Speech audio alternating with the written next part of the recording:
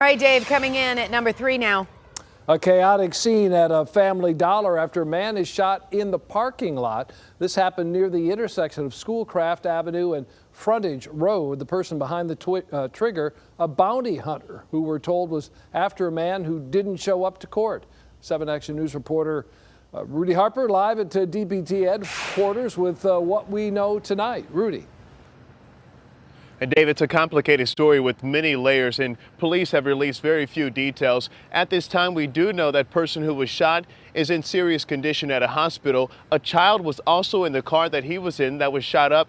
Thankfully, that child is okay tonight. A bounty hunter behind the trigger of the gun after a man, we're told, who jumped bail. Now that bounty hunter and his partner are behind bars. Shots fired and chaos ensues in the parking lot of this Family Dollar. Tonight, police say 2 bounty hunters were arrested and could be charged with the crime after shots were fired into this SUV. AAA Liberty Bell, a bond agency, says they hired the bounty hunters to capture a man who jumped bail at this store on Schoolcraft Avenue. However, police have not confirmed the victim was wanted, nor if they had the right man. The bounty hunter's attorney speaking out, saying his clients did nothing wrong. But if you're running from the law and you try to put someone else's life at jeopardy, they have to do what they have to do so they can make it home to their families.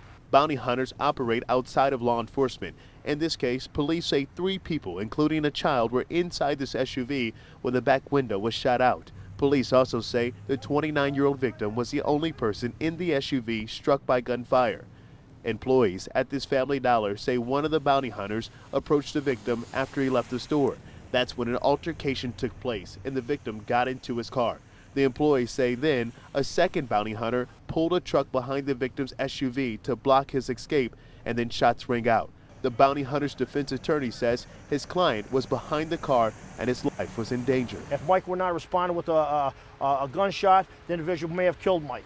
After the individual was shot, he put his hands out the window and laid down, and they cuffed him, and the police came shortly thereafter. So police tell us they recovered a firearm at this scene. All this confusion will be cleared up once prosecutors release the charging documents. At that time, we'll know if these bounty hunters had the right man or if they operated outside the scope of law.